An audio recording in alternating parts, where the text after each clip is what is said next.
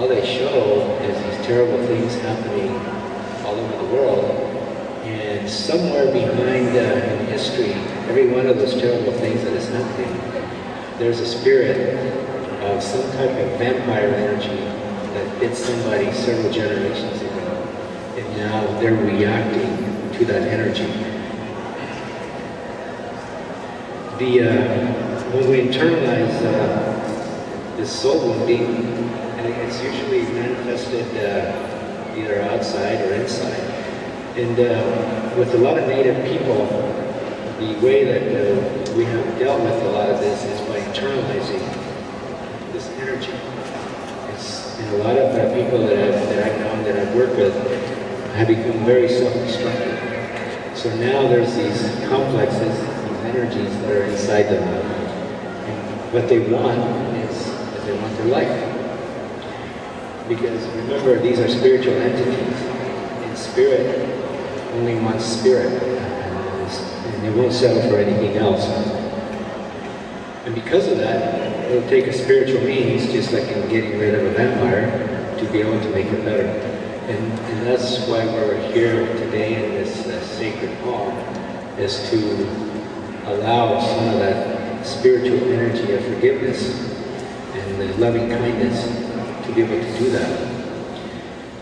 But how do you, and this is really hard to wrap my head around this, Captain Pratt, who was one of the gentlemen who started the boarding schools. And if you were standing right here, which he probably is in spirit form, how do you go about forgiving him for that? General Sheridan, who's another person very prominent in the soul wounding of Native people. General Sheridan, his prescription for getting rid of Native people was destroy their commissary. Commissary is a military word for food. So you destroy their food, and you don't have to worry about the so-called Indian problem. Andrew Jackson, who actually was president of the Scum Block here, and the things that he did to Native people, the Trail of Tears. How do you forgive Andrew Jackson if he's sitting on that bench over there and not asking for forgiveness, but how do you forgive him anyway? I really believe that Viktor Frankl's prescription is the only way that a human being could do that. And with like Andrew Jackson, for example, all we got to do is follow his lineage. And his lineage, he was Irish. And you don't have to go too far back to know that the Irish were also targeted for a genocide by another group of people in Europe.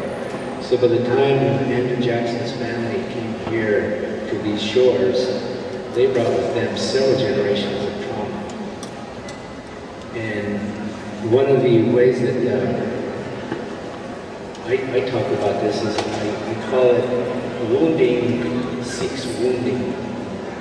So if you're wounded, then you're going to be looking to wound somebody, because again, the wounding itself is a spiritual entity. Remember, when somebody hurts you, there's a different spirit that's put into you. And now it's the spirit of trauma. And so now natural law says, well, if that's what you are, that's what you're going to be looking for. So the wounding energy that you've taken on is looking to wound other people. And it moves on.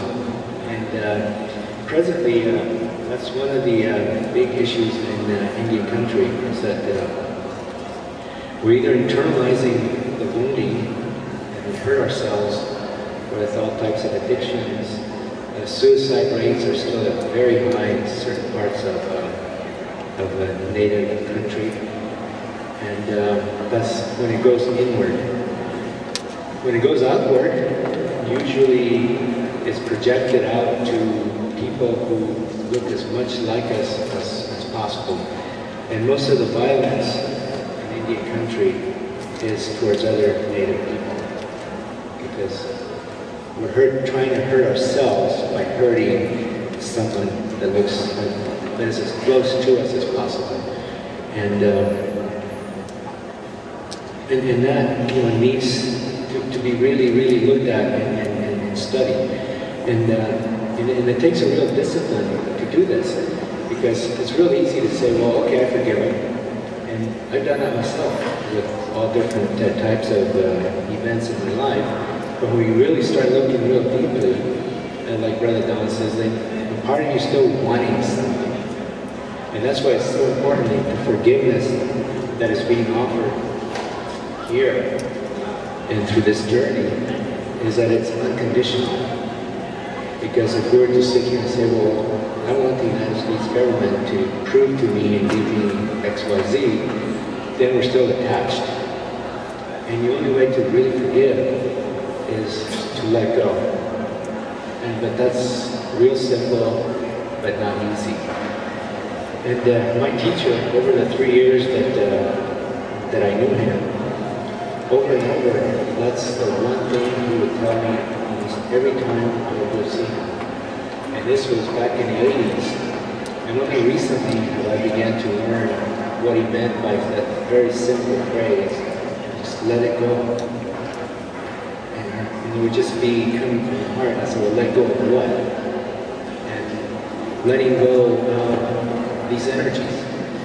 Because as long as we hold on to the grief and then the anger that comes with the grief and the self-righteousness and the pity, what that does is that blocks the way for anything else good to come through. And this is one of the things that, one of the insights that came to me here recently. And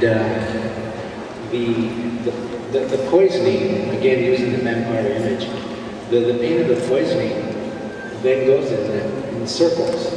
Because now you're poisoned, now you're angry, you're ashamed, you're full of guilt. So that creates a symptom.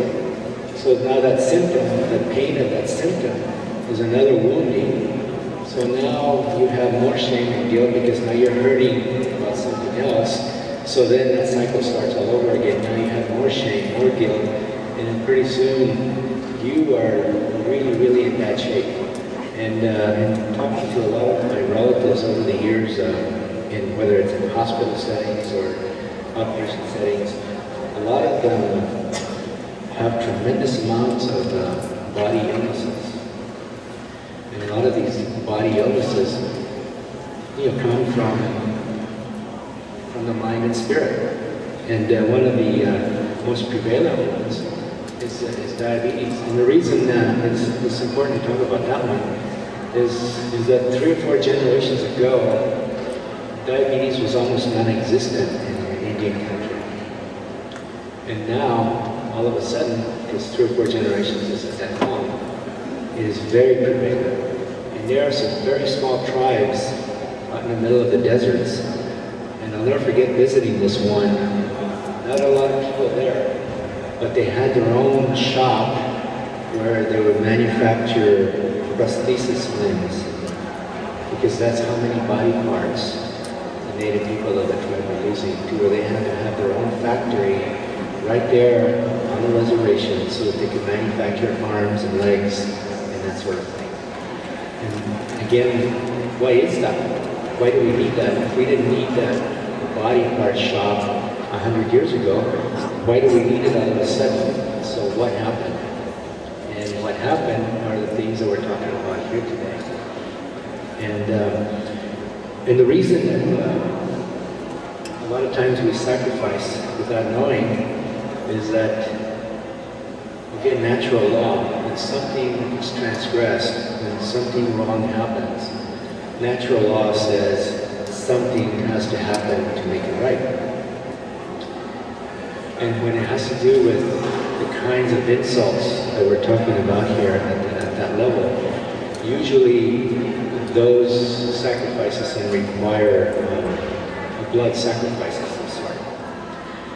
And I strongly believe that a lot of the sacrifices that our native people make through the loss of body parts, through loss of liver because of alcoholism, through all the sicknesses that diabetes has, is because of the shame and the guilt and